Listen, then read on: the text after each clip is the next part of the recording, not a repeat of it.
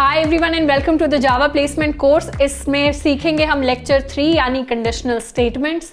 Class की शुरुआत करते हैं एक पॉजिटिव एटीट्यूड के साथ। Let us fill our today with gratitude, thankfulness. एक नई स्किल सीख पा रहे हैं एंड डेफिनेटली एक नई स्किल जितना सीखेंगे, चीज़ें सीखते रहेंगे, उतना ही हम लाइफ में आगे बढ़ रहे होंगे। तो शुरुआत करते हैं लेक्चर 3 की, जिसमें सीखेंगे कंडीशनल स्टेटमेंट्स। आज जो टॉपिक्स हम कवर कर रहे होंगे उसके अंदर आएंगे if else, else if, switch और ब्रेक। अब ये कुछ कीवर्ड्स होते हैं जावा के जिनके बारे में सीखेंगे। दीदी कीवर्ड्स क्या होते हैं? अब जैसे इंग्लिश के अंदर हमारे पास एक डिक्शनरी होती है जिसके अंदर जितने भी वर्ड्स लिखे होते हैं वो सारे के सारे इंग्लिश के वैलिड वर्ड्स होते हैं, बाकियों को इंग्लिश का पार्ट नहीं माना जाता। वैसे ही जावा की भी अपनी एक डिक्शनरी है जिसके अंदर कुछ वर्ड्स स्टोर्ड हैं और उन वर्ड्स के फिक्स्ड मतलब हैं, उन वर्ड्स के कोई और मतलब हम नहीं ले सकते, ना ही उनके नाम के हम वेरिएबल्स बना सकते हैं। ऐसे फिक्स्ड वर्ड्स को जावा के अंदर कीवर्ड्स कहते हैं। तो ये सारे के सारे जावा के कुछ कीवर्ड्स हैं। अब इससे पहले हमने इनपुट आउटपुट सीख लिया है जावा में, वेरिएबल्स सीख लिए हैं क्या होते हैं और डेटा टाइप सीख लिए हैं। इन सारी चीज़ों का यूज़ हम इस क्लास के अंदर कर रहे होंगे। तो आपको अच्छी चीज़ें इस क्लास में तब ज़्यादा समझ में आ रही होंगी जब आपने पहले वाली क्लास जो है देखी हो, विच वॉज बेसिक जावा। अब शुरुआत करें इफ एल्स स्टेटमेंट या कंडीशनल स्टेटमेंट्स की। तो क्या होती है कंडीशनल स्टेटमेंट्स? जैसे अगर हमारा इंग्लिश का कोई लॉजिकल स्टेटमेंट हो कि आपकी जो एज है अगर वो 18 से ऊपर है तब आप एक एडल्ट हैं, नहीं तो आप एक एडल्ट नहीं हैं। ये हमने हिंदी में एक सरल सी बात कह दी। अब इसी को इंग्लिश में ट्रांसलेट करें तो if you are older than 18, if your age is greater than 18, then you are an adult, else you are not an adult. ये हमने कह दिया इसको इंग्लिश में, यानी इफ और एल्स को यूज करके। अब इन्हीं कंडीशनल स्टेटमेंट्स को हम जावा के अंदर इफ एल्स दो कीवर्ड्स की हेल्प से लिखते हैं। कंडीशनल स्टेटमेंट्स यानी यहां पर एक कंडीशन आ गई। कंडीशन किस पर आई? As per. अगर एज 18 से ऊपर है ये एक कंडीशन है, अगर ये ट्रू है तो आप एडल्ट हैं, नहीं तो आप एडल्ट नहीं हैं। तो इन्हीं कंडीशनल स्टेटमेंट्स को हम जावा के अंदर भी लिखते हैं। अगर इसको लिखने का सिंटैक्स देखें तो कुछ इस तरीके से रिप्रेजेंट करते हैं। जैसे जावा के अंदर नॉर्मल कोड के अंदर कुछ स्टेटमेंट्स लिखी होंगी और बीच में आ जाएगा, टपक पड़ेगा हमारा इफ एल्स। उसको ऐसे लिखेंगे कि इफ पैरेंथेसिस के अंदर कोई भी एक कंडीशन, यहां पर कंडीशन हो सकती है सम नंबर n ग्रेटर देन 18, या फिर हमारी एज ग्रेटर देन 18, या फिर अगर हमारा a इक्वल टू b है। अब जावा के अंदर सिर्फ इक्वल टू एक बार नहीं लिखते, दो बार लिखते हैं। तो a इज इक्वल टू अगर b है तो वो भी एक कंडीशन हो सकती है। अगर हमारा कोई बूलियन वेरिएबल है, मान लीजिए इज एडल्ट, पहले से हमें पता है, क्या उसकी वैल्यू ट्रू है, वो भी एक कंडीशन हो सकती है। तो इस तरीके से इफ के अंदर कोई भी कंडीशन अगर ट्रू हो जाए तो उसके बाद जो कर्ली ब्रेसेस हैं उसके अंदर जितनी भी स्टेटमेंट्स हैं वो सारी रन करेंगी। लेकिन अगर वो कंडीशन फॉल्स हो जाए तो उस केस में रन करेगी ये एल्स वाले कर्ली ब्रेसेस की स्टेटमेंट 5 एंड 6। तो कुछ इस तरीके से इफ एल्स काम करता है जावा के अंदर। अब इसको एक सिंपल से एग्जाम्पल से समझने की कोशिश करते हैं। सबसे पहले हम क्या करेंगे, यूजर से इनपुट ले लेंगे एज। हमने सीखा था लास्ट क्लास में इनपुट कैसे लेते हैं जावा के अंदर। पहला स्टेप होगा ये। दूसरा स्टेप, चेक करें कि अगर हमारी एज ग्रेटर देन 18 है तो हम प्रिंट करवा दें एडल्ट, नहीं तो मतलब एल्स हम प्रिंट करवा दें नॉट एडल्ट। बहुत ही सिंपल काम। अब इसी सिंपल काम को कोड की हेल्प से करते हैं। सबसे पहले क्या करेंगे, एक स्कैनर क्लास की ऑब्जेक्ट बनाएंगे। स्कैनर क्लास का हम यूज करते हैं जावा में इनपुट लेने के लिए। इसके अलावा कुछ बफर रीडर करके भी होता है, उसको हम थोड़ी एडवांस क्लासेस में पढ़ेंगे। उससे टाइम जो है कम हो जाता है, मतलब कोड आपका फास्ट हो जाता है। पर अभी हम बेसिक स्टेज में हैं तो धीरे धीरे काम करेंगे तो ज्यादा चीजें समझ में आएंगी। अंदर लिखेंगे system.in। अब ये स्कैनर जो है इसको यूज करने के लिए हमें इंपोर्ट करना पड़ेगा एक पैकेज java.util.star। सब कुछ ले लेते हैं, वैसे .io होता है इनपुट आउटपुट के लिए। स्कैनर क्लास का हमने ऑब्जेक्ट बना लिया। उसके बाद क्या किया, एज को हम कर लेंगे input. Int age is equal to sc.next int। Age को हमने कर लिया इनपुट। अब लिखेंगे अपना इफ एल्स। तो if age is greater than 18, ये हमने यहां जो लिखी है ये एक कंडीशन है। देन प्रिंट करवा देंगे हम एडल्ट।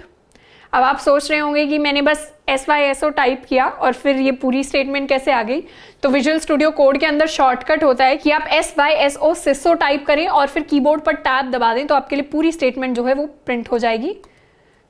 तो यहाँ पर इफ के बाद लिखेंगे एल्स, फिर से कर्ली ब्रेस, एंड यहाँ पर प्रिंट करवा देंगे हम नॉट एडल्ट। तो कुछ इस तरीके से हमारे इफ एल्स की हेल्प से हम प्रिंट करवा रहे होंगे कि अगर यूजर ने एज दे दी तो वो एडल्ट है या नहीं है। If age greater than 18 then print adult, else system.out.println not adult. तो इस पूरे के पूरे कोड को सेव कर लेते हैं कंट्रोल S दबाकर या ऊपर फाइल में जाकर, और अब इसे करेंगे रन करने के बाद इसे डीबग नहीं करना, तो हम इनपुट देंगे अपनी एज क्या लिखना चाहते हैं, सबसे पहले 15 एंटर कर देते हैं। तो 15 इज ऑब्वियसली नॉट एडल्ट। अब दोबारा से इसको रन करें अगर, और इस बार एज में क्या पास करेंगे, एज में पास कर रहे होंगे हम 21, तो 21 पास किया तो एडल्ट। तो कुछ इस तरीके से इफ एल्स काम करता है जावा के अंदर। अब एक और एग्जाम्पल लेते हैं। अगले वाला एग्जाम्पल जो होगा, हम लेवल अप कर रहे हैं धीरे धीरे। अब जो एग्जाम्पल होगा उसमें क्या करेंगे, हम चेक करेंगे, यूजर से इनपुट ले लेंगे एक नंबर, ठीक है।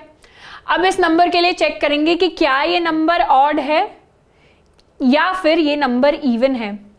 अब दीदी ऑड और इवन कैसे चेक करते हैं जावा के अंदर, ये तो हमने सीखा ही नहीं। तो ऑड और इवन कैसे चेक करते हैं, हमारे पास जावा के अंदर एक ऑपरेटर होता है जिसको नाम देते हैं मॉड्यूलो। मॉड्यूलो ऑपरेटर क्या करता है, ये कैलकुलेट करता है रिमाइंडर। जैसे अगर प्लस करना होता है तो प्लस ऑपरेटर होता है, माइनस करना होता है तो माइनस ऑपरेटर होता है, मल्टीप्लाई करना होता है तो मल्टीप्लाई ऑपरेटर होता है। वैसे ही जावा के अंदर ये मॉड्यूलो ऑपरेटर होता है। अगर x मॉड्यूलो y हम ले लें तो x डिवाइडेड बाय y का जो भी रिमाइंडर आएगा, रिमाइंडर वो हमें आउटपुट में मिल रहा होगा। तो जब भी x डिवाइडेड बाय y का रिमाइंडर चाहिए तो आप x मॉड्यूलो y लिख दीजिए जावा के अंदर। पर दीदी मॉड्यूलो लेने से ऑड इवन का क्या लेना देना, तो यहां पर हम करेंगे लॉजिक की बात। लॉजिक की बात यह है कि हमने मैथ्स में सीखा हुआ है कि किसी भी नंबर को 2 से डिवाइड कर दें और वो कंप्लीटली डिवाइड हो जाए और रिमाइंडर 0 आ जाए तो उस नंबर को हम क्या कहते हैं, उस नंबर को कहते हैं इवन। मतलब x डिवाइडेड बाय 2 अगर कभी भी हमारा जो रिमाइंडर है वो 0 दे दे तो मतलब वो इवन नंबर है।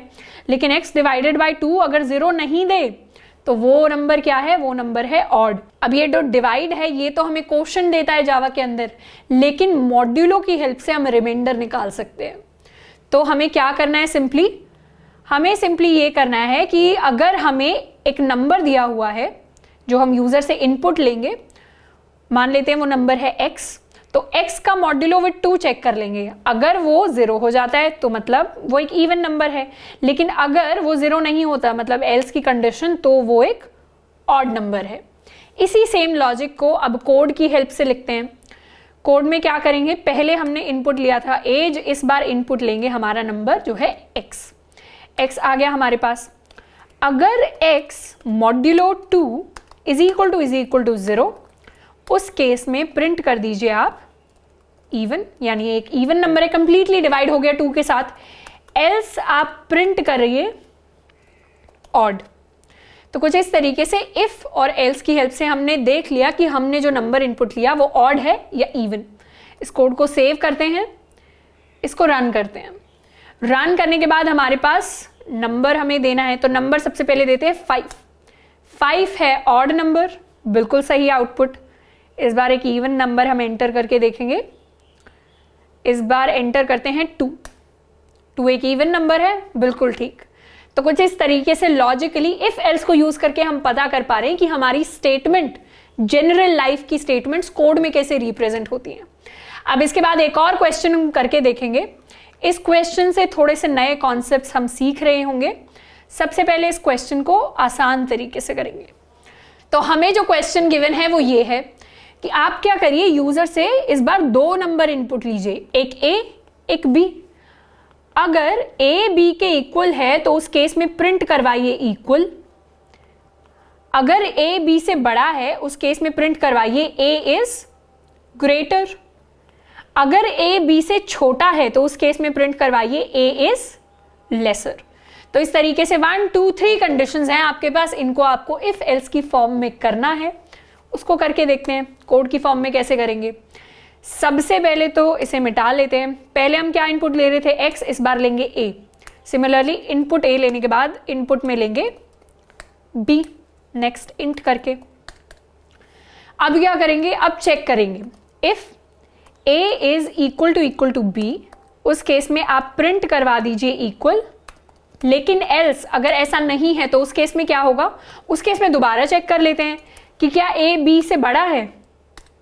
तो उस केस में क्या प्रिंट करवा रहे होंगे, a इज ग्रेटर। लेकिन अगर ऐसा नहीं है, मतलब a b से छोटा है, तो उस केस में प्रिंट करवाएंगे a इज लेसर। तो ये हमने कोड लिख लिया। अगर a b के इक्वल है तो प्रिंट करवाइए इक्वल, एल्स दोबारा से चेक कर लेंगे। अगर a b से बड़ा है तो प्रिंट करवाइए a इज ग्रेटर, एल्स मतलब इस इफ का एल्स। अगर a b से बड़ा नहीं है तो आप प्रिंट करवाइए a इज लेसर। अब इस कोड को रन करते हैं। रन करके हम अपना a जो है वो पास करेंगे एज 2, b को पास करेंगे एज 5। तो a is lesser, very clear. तो इससे हमें क्या समझ में आया कि अगर हमें सिर्फ इफ एल्स दिया हो तो एल्स के बाद भी बहुत सारी ऐसी कंडीशंस होती हैं जो हम चेक करना चाहते हैं। मतलब इफ तो हमने चेक कर लिया, इक्वल टू चेक कर लिया, उसके बाद भी हमें चेक करना है ग्रेटर है, लेस है, क्या है। तो ऐसे केस में हमें एल्स के अंदर सारी कंडीशंस लिखनी पड़ेंगी। तो थोड़ा सा जो कोड है वो अभी क्लीन नहीं दिख रहा। तो जावा में इसका सॉल्यूशन निकला, जावा में इसका सॉल्यूशन जो निकला उसको हम कहते हैं एल्स इफ स्टेटमेंट्स।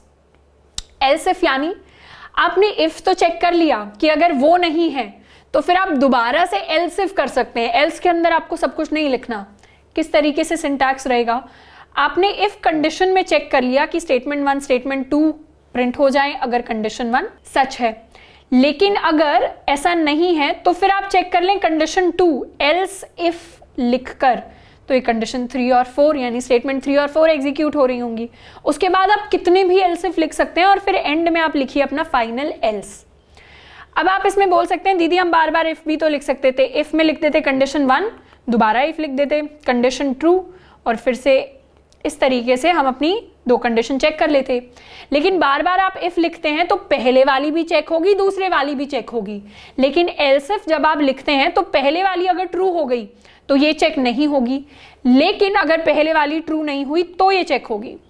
अगर पहले वाली भी ट्रू नहीं हुई, ये भी ट्रू नहीं हुई, तब ये रन होगी।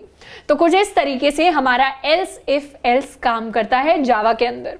अब इस सेम कोड को अगर हमें एल्स इफ की फॉर्म में चेंज करना है तो कैसे करेंगे। इफ तो हमने वैसा का वैसा रखना है, यहां पर हम बस इसे बना देंगे एल्स इफ, और ये वाला पैरेंथेसिस हम हटा देंगे। तो ध्यान से देखें तो क्या हुआ, if a is equal to b then this condition. Else अगर ऐसा नहीं है तो फिर आप दोबारा चेक करिए if a is greater than b then a is greater. Else आप दोबारा चेक करिए a इज लेसर। तो इसे थोड़ा सा क्लीन कर देते हैं और सेव कर देते हैं। अब जावा के अंदर ये एक चीज होती है कि जो आपके कर्ली ब्रेसेस होते हैं वो आप सेम लाइन पर लगते हैं, ओपनिंग कर्ली ब्रेस, और क्लोजिंग वाला जो ब्रेस होता है वो नेक्स्ट लाइन में आता है। तो अगर आप इसको यहां भी कर देंगे तो भी कोड में कोई प्रॉब्लम नहीं आएगी, बट ये कन्वेंशन है जावा को लिखने का कि आप सेम लाइन पर करते हैं। तो ये बेसिकली दिखाता है कि आप एक अच्छे कोडर हैं, कोडिंग अच्छे खासे टाइम से कर रहे हैं, तो आपको पता है कि कौन सी लैंग्वेज के कौन से रूल्स होते हैं। तो कुछ इस तरीके से हमने एल्स इफ का यूज कर लिया। अब इस कोड को भी एक बार रन करके वेरीफाई जरूर कर लेते हैं। इस बार पास करेंगे a में 5 और b में 2, तो a इज ग्रेटर। तो कोड हमारा बिल्कुल है सही। अब थोड़े से क्विज के क्वेश्चंस करते हैं, थोड़ा सा प्रैक्टिस करते हैं जो भी हमने सीखा उसको। सबसे पहला क्विज का हमारे पास जो क्वेश्चन गिवन है वो है if 3 is an odd number print Bazinga. अब यहां पर ऑड की जगह इवन आना चाहिए, ये थोड़ा सा प्रिंटिंग मिस्टेक है। If 3 is an even number print Bazinga, और यहां पर आएगा मल्टीपल चॉइसेस आर करेक्ट, मतलब एक से ज्यादा जो आपके ऑप्शंस हैं वो भी सही हो सकते हैं। अब सबसे पहले एनालाइज करें if 3 is an even number print Bazinga. तो पहले ऑप्शन को हम सबसे पहले एनालाइज करके देखते हैं कि पहला ऑप्शन क्या कह रहा है। पहला ऑप्शन क्या वही कह रहा है जो क्वेश्चन में दिया हुआ है। पहले ऑप्शन में है इफ 3 मॉड्यूलो 2, मतलब जो भी नंबर था 3 मॉड्यूलो 2 हम चेक कर रहे हैं कि अगर वो इवन है तो आप प्रिंट कर दीजिए बजिंगा। बिल्कुल ठीक है, तो ऑप्शन ए इज करेक्ट, क्योंकि ये स्टेटमेंट सिंटैक्टिकली सिंटैक्स वाइज बिल्कुल ठीक है। अब बात करें ऑप्शन बी की, अगर if 3 modulo 2 is equal to 0, check किया अगर इवन है तो आप प्रिंट कर दीजिए बजिंगा। अब दीदी इसमें तो कर्ली ब्रेसेस है ही नहीं, ये कैसे सही हुआ? अब बात यह है कि जावा के अंदर इफ के पास कर्ली ब्रेसेस लगाना तब ज्यादा लॉजिकल रहता है जब आपको एक ही स्टेटमेंट प्रिंट करवानी हो। पर दीदी इसमें तो कर्ली ब्रेसेस है ही नहीं है, कैसे ठीक हुआ? तो जावा के अंदर कर्ली ब्रेसेस के अंदर आपकी मल्टीपल स्टेटमेंट्स आ सकती हैं, तो वो सारी की सारी प्रिंट होंगी अगर आपका इफ ट्रू है। लेकिन अगर आपकी सिंगल स्टेटमेंट है और वो आप बिना कर्ली ब्रेस के लिखेंगे तो भी वो प्रिंट हो रही होगी। तो इफ आपने कहीं भी लिख दिया और अगर वो ट्रू है तो उसके अगले वाली जो स्टेटमेंट है वो इफ के साथ अपने आप जुड़ जाती है।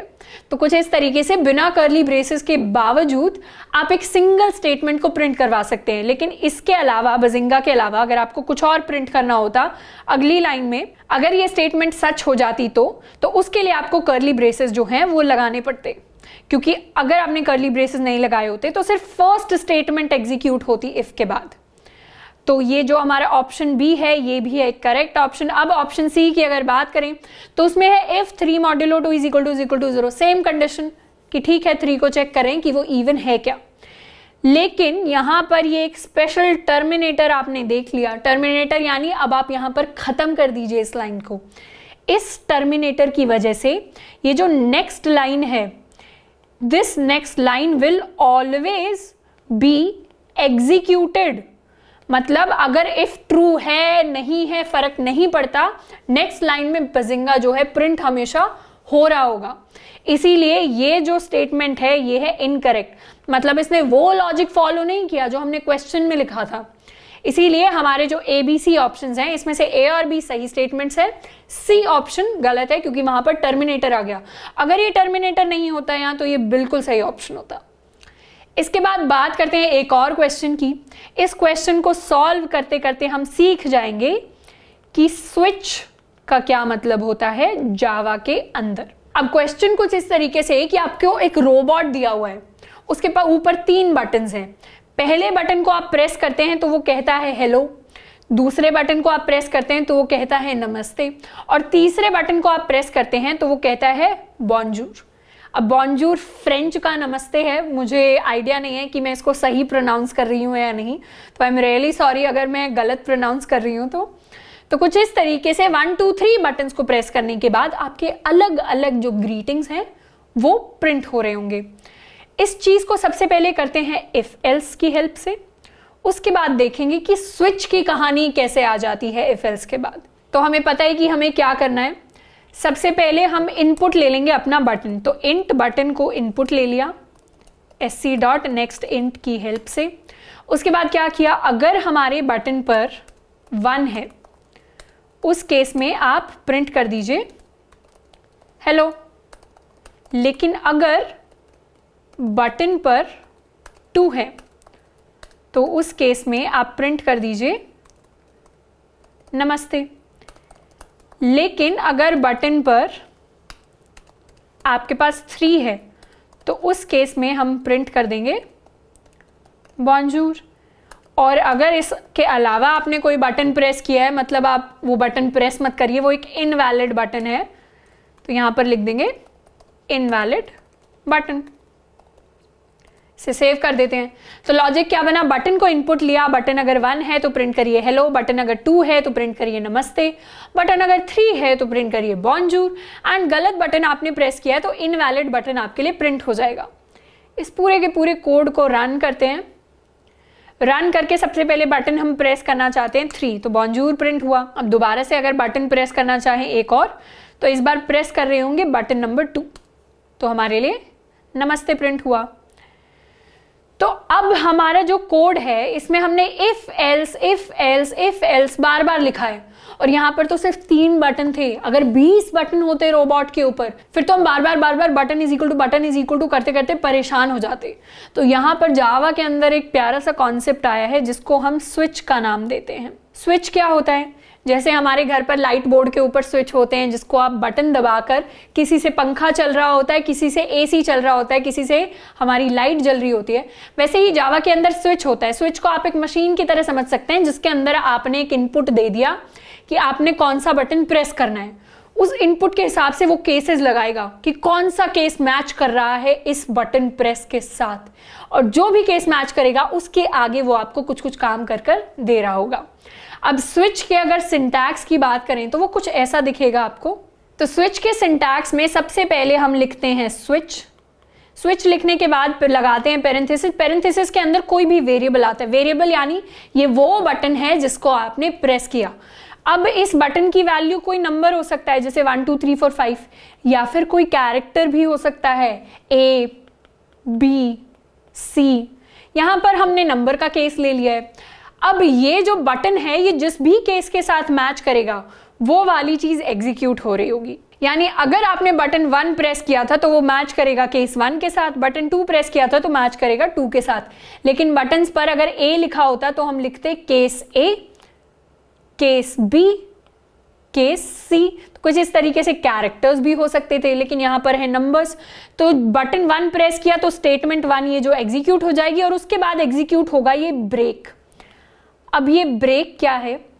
तो ब्रेक भी जावा का एक कीवर्ड है। अब जैसे ही आप ब्रेक पर आ जाएंगे आप इस स्विच से बाहर निकल जाएंगे। तो जैसे ही इस स्टेटमेंट को इनकाउंटर करेंगे, जो कर्ली ब्रेसेस हैं, इससे हम बाहर निकल जाएंगे। लेकिन अगर ये ब्रेक यहां पर नहीं होता तो क्या होता? नीचे की सारी स्टेटमेंट्स एग्जीक्यूट होती चली जाती जब तक हमारे पास ब्रेक नहीं आ जाता। इसीलिए हर केस में स्टेटमेंट्स के बाद एक ब्रेक होता है ताकि आप उस स्टेटमेंट को एग्जीक्यूट कर लें और वहां पर ब्रेक लगा दें और आप स्विच से बाहर आ जाएं। इसलिए केस 2 ट्रू हुआ तो ये स्टेटमेंट एग्जीक्यूट और फिर ब्रेक। केस 3 ट्रू अगर हुआ तो ये स्टेटमेंट एग्जीक्यूट और ये ब्रेक। और एक स्पेशल केस होता है जो होता है डिफॉल्ट केस। अगर वो ट्रू हुआ तो ये स्टेटमेंट एग्जीक्यूट, और आखिर में तो हमें ब्रेक की जरूरत ही नहीं है क्योंकि पता है कि स्टेटमेंट जो है कर्ली ब्रेस अपने आप खत्म हो गया तो अपने आप ब्रेक लग जाएगा। तो कुछ इस तरीके से स्विच होता है एक, उसके अंदर आप इनपुट पास करते हैं यानी अपना बटन प्रेस करते हैं, उस पर वो अपने दिमाग में केसेस लगाता है और कुछ कुछ कुछ कुछ प्रिंट करता है। अब हमने जो ये रोबोट वाली चीज की थी इसको हम स्विच की हेल्प से करते हैं। तो इस पूरे के पूरे कोड को हम कमेंट आउट कर देते हैं। कमेंट्स क्या होते हैं? कमेंट्स कोड का वो पार्ट होता है जिसको कंपाइलर इग्नोर करता है। मतलब ये कोड का पार्ट है ही नहीं, ये नॉर्मल इंग्लिश है जिसको हम इग्नोर करने वाले हैं और हमारे कोड में ये बिल्कुल भी एग्जीक्यूट जो है नहीं हो रहा होगा। तो हम कमेंट्स के बारे में आगे वाली क्लासेस में सीखेंगे। आप इसको कंप्लीटली डिलीट भी कर देंगे तो भी चलेगा, हम बस कंपैरिजन के लिए रख रहे हैं। तो कोड में लिखेंगे स्विच। स्विच के अंदर क्या पास करेंगे? हमारा बटन। और यहां पर लिखेंगे केस 1। केस 1 क्या कहता है कि आप प्रिंट कर दीजिए हेलो। हेलो हमने प्रिंट किया, फिर कर गए हम ब्रेक। फिर आता है हमारा केस 2। केस 2 क्या कहता है कि आप प्रिंट कर दीजिए नमस्ते। नमस्ते हमने प्रिंट किया ब्रेक। उसके बाद आता है केस 3। केस 3 हमारा कहता है कि आप प्रिंट कर दीजिए बॉन्जूर। बॉन्जूर हमने प्रिंट किया, उसके बाद किया ब्रेक। फिर आता है हमारा डिफॉल्ट यानी स्पेशल केस। डिफॉल्ट में हमने क्या प्रिंट किया? Invalid button. इनवैलिड बटन जब प्रिंट किया तो यहां पर ब्रेक की हमें जरूरत है ही नहीं। तो कुछ इस तरीके से हमारी जो इफ एल्स स्टेटमेंट्स थी वो इस स्विच की फॉर्म में कन्वर्ट हो गई। और आप ध्यान से देखेंगे तो ये बहुत क्लीन लग रहा है देखने में आपको स्विच वाला कोड। तो इसीलिए स्विच को हम यूज करते हैं जब बहुत सारे इफ एल्स स्टेटमेंट्स हो जाते हैं और अपने कोड को हमें थोड़ा सा क्लीन करना होता है। तो अब इस सेम चीज को हम रन करेंगे जावा के अंदर। एंड अब कौन सा बटन प्रेस करेंगे? चलिए प्रेस करते हैं बटन नंबर 2 और इससे हमारे पास प्रिंट हो गया है नमस्ते। तो इस तरीके से जावा के अंदर हमने कवर कर लिए हैं if else, else if, switch और ब्रेक। अब इसके बाद नीचे डिस्क्रिप्शन बॉक्स में आपको नोट्स मिल रहे होंगे, साथ के साथ मिल रहा होगा एक important homework problem. Homework problem है कि आपको अपना एक कैलकुलेटर बनाना है। अब होमवर्क प्रॉब्लम ज़रूरी इसलिए है क्योंकि आपने जो कॉन्सेप्ट सीखे हैं इनको खुद से करके देखना है और जब आप उस प्रॉब्लम को करेंगे तो बिल्कुल भी सॉल्यूशन को नहीं देखना, खुद से ट्राई करना है एटलीस्ट 1-1.5 घंटा कि आपसे वो चीज़ हो पा रही है या नहीं। और अगर उसमें आपको थोड़ी सी परेशानी आती है तो होमवर्क प्रॉब्लम का सॉल्यूशन भी नीचे दिया हुआ है, तो फिर आप उस सॉल्यूशन को रेफर करें, उससे आप नई चीज़ें सीखें एंड जितना हम सीखेंगे उतना हम आगे बढ़ रहे होंगे। तो आई होप कि आज की क्लास हेल्पफुल रही होगी कंडीशनल स्टेटमेंट्स को समझने में एंड जावा को थोड़ा सा और समझने में। आज के लिए इतना ही, मिलते हैं नेक्स्ट वीडियो में। Till then keep learning, keep practising and keep exploring.